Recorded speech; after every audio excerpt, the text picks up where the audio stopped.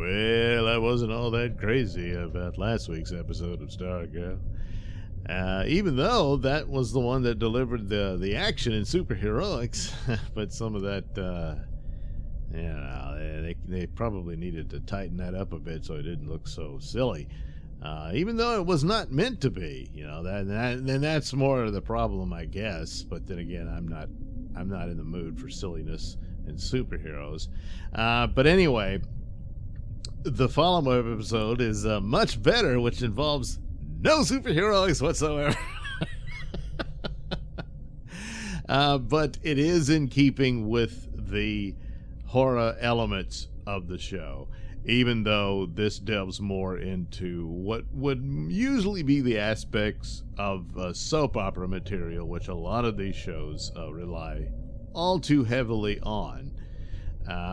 So it stands to reason this would be their forte, but in a lot of ways their soap opera stuff is just rinse, lather, repeat over the, and by that I mean their stuff, I mean the CW shows and all that.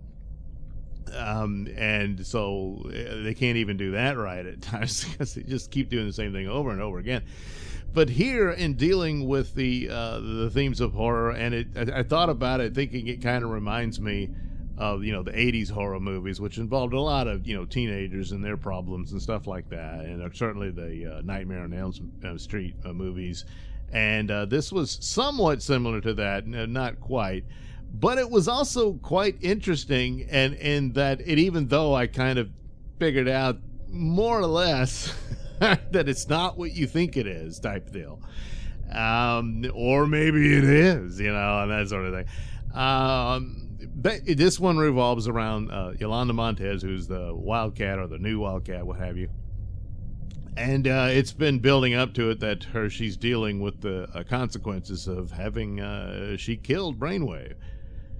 And so that weighs heavily on her, and the guilt on that leaves her vulnerable to attacks from a dark force like Eclipso.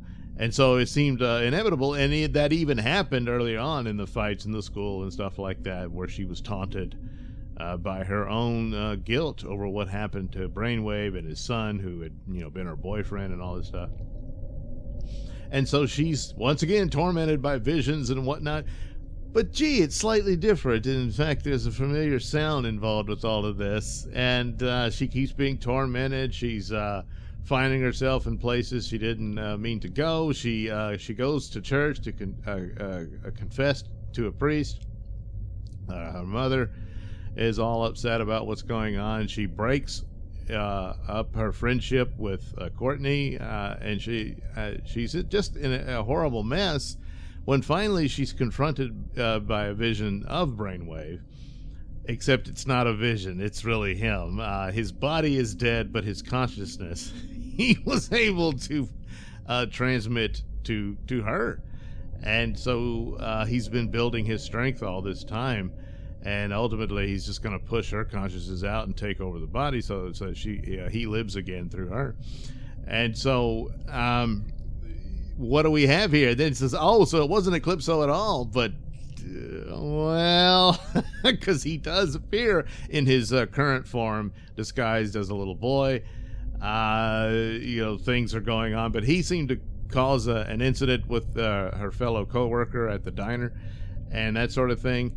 But it's as if he understands what's going on here, perhaps, or he'll make use of Brainwave. Who knows? So that's interesting in that they didn't just have it where Eclipso takes her over and suddenly she's got the half dark purple face with the red eye or whatever. Which probably could still happen because she's so broken down by what's happened here, and how is she going to exercise the mental consciousness of Brainwave, which is the nature of his powers, and will he just jump from host to host? Who knows? But it still, I think, would have something to do with Eclipso in some form or fashion, since both entities tormented this girl, and for the torment is for the purpose of breaking her down for their grasp of power. So as to what Eclipso is up to and what he ultimately wants, or he just wants to screw with people, and that's just what he does. There's no big ultimate plan, but maybe there is. Meanwhile, they do a few scenes in dealing with the diamond, and that it's in pieces, and I'm sure they'll figure out some means by which to restore it so they can trap him back inside it again. But anyway, just the overall flow of it, and performance-wise, it was not boring. They can't keep doing this. They need to tighten up the choreography of fights and whatnot to get it back on running. But this was the better show of the two, just in overall presentation and performance. So, and of course, it fed very well within the templates, if you will, of horror, as she's tormented by these rather demonic forces. Not the one you might have expected, but still, then that's even kind of better, as it fits in with the continuity they've set up from the previous season and the consequences of her actions and whatnot. We'll see where that goes. So, a bit of a drop last week, but they found a way to pick it up. However, I must stress, I don't think they just got to figure out how the superheroics works, and sometimes they do and sometimes they don't. And that's going to be necessary. You're a superhero show, that's the way it goes. But granted, this one was the elements of soap opera type stuff. She's dealing with her emotional issues and whatnot, but also the emphasis on horror probably saved the day for Summer School Part 7. Thanks for watching and listening. Say, while you're still here, why not like and subscribe and share with your many friends? Yes. Also, check out my mini stores in the link description below. Yes, where you can get t-shirts, hats, mugs, all those goodies with my artwork on them. Oh, yeah. And head over to indieplanet.com and pick up a copy of my comic book, Night Night. Oh, yeah.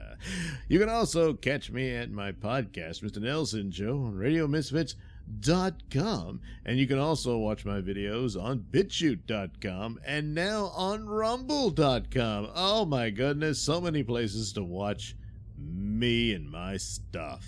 Oh, yeah. And if that's not enough for you, well, you can follow me on many social media platforms and say hi to your old pal, Mr. Nailsin.